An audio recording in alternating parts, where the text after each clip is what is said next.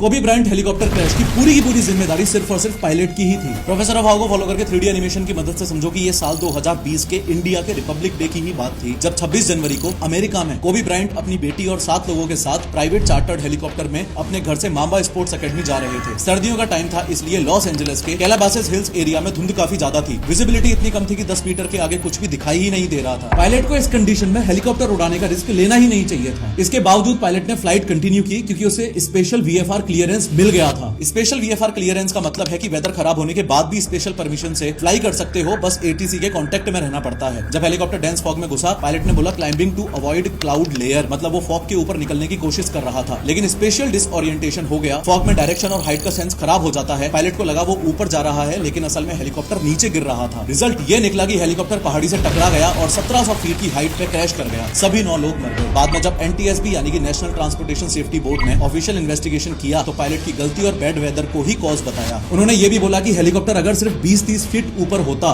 तो पहाड़ी क्लियर कर लेता और कोबी ब्रायंट की जान बच सकती थी। कंपनी के पास IFR का लाइसेंस नहीं था, मतलब वो सिर्फ क्लियर वेदर में फ्लाई कर सकते थे। फॉग में लीगली फ्लाई करना अलाउड था ही नहीं। TAWS भी हेलीकॉप्टर में इंस्टॉल नहीं था, यानी कि एक ऐसा सिस्टम जो वार्निंग देता है टेरन अहेड, पुल अप। ये भी एक मेजर रीजन था। इसके बाद कोबी की वाइफ ने आइलैंड एक्सप्रेस हेलीकॉप्टर्स पर लॉ सूट फाइल कर दिया।